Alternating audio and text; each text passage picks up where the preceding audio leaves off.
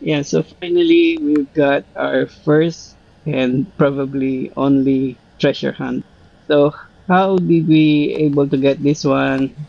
Yan guys, samahan niyo ako.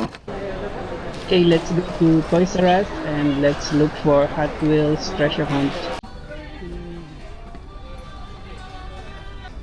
Bas, pag kumuha ng anim, May ano po, one basic free. car po na to, treasure hunt. Ay, treasure hunt po na. Pag naka 6 pieces po ka na regular. Paano yung treasure hunt? Random? Ano po, may pagpipilian po. So yun, kung bibili ka ng anim, may makuha ka na isang treasure hunt.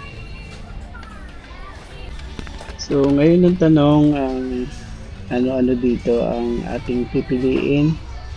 We need to select 6 of these regular Hot Wheels. So ito na yung tatlong available na treasure hunt. So we need to select one from these 3 treasure hunts. Anong pinakamaganda? Sa tatlo. Na isa? Yung sa akin, yung shirt. Shirt. Yung pinakakaiba. Sa akin. Sa'yo. Sa'yo. Actually gusto ko rin tong shark kaya lang mas matino yung box nitong nasa gitna. Ito rin ang ganda. Lahat naman maganda. So ito ng Chevrolator ang napili natin kasi siya yung may pinakamaayos na box. And yan yung mga regular Hot Wheels na nauna na nating napili. And select pa tayo ng iba.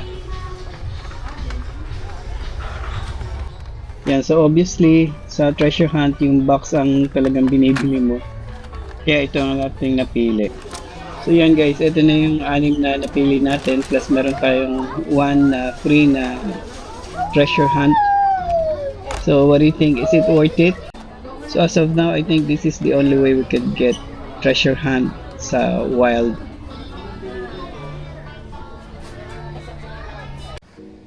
Yeah, so let's take a closer look sa ating Chevrolator. Ganda niya and sleek look siya and sporty. Yan, kitang-kita nyo ang silver flame. And among the 3 treasure hunts na pagpipilian, ito yung may pinakamaayos na box. Let's take a look at the silver flame. Ayan guys. Our first and probably only treasure hunt sa ating Hot Wheels collection.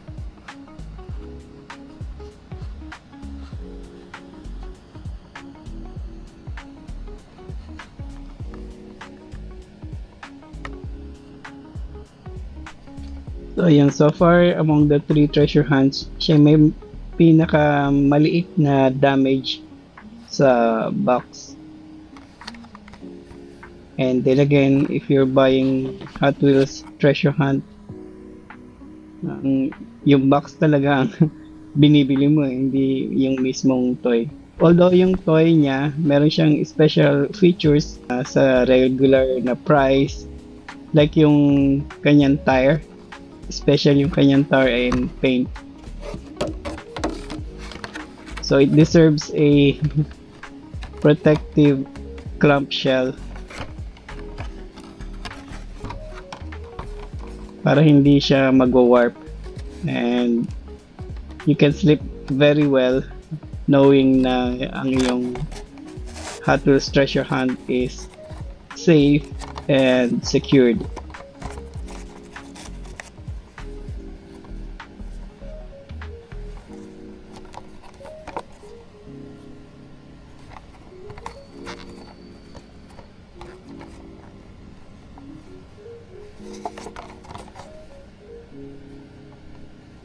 Ganda. I love it. And ngayon naman check natin yung 6 na regular na Hot Wheels na binili natin for us to get this Hot Wheels treasure hunt. First ay itong 69 Chevelle. Ganda ng livery niya. I like it. I like the tire also. And then itong What's Up. Medyo common ito sa stores. Pero ang ganda rin ng tire niya tsaka yung color combination.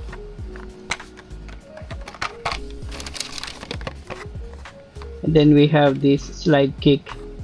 If I'm not mistaken, kasama rin to sa merong treasure hunt.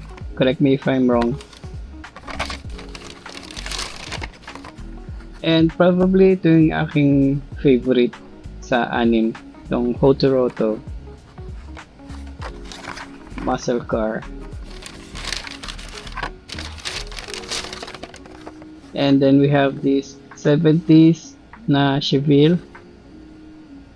Ganda rin niya. I like it also. Then we have this Volvo the drift wagon. Ganda ng kanyang sky blue na paint. So here's our additional Hot Wheels sa ating collection with our treasure hunt, the Chevrolator. So what do you think, guys? Good deal ba ang Toys R Us sa Shangri-La?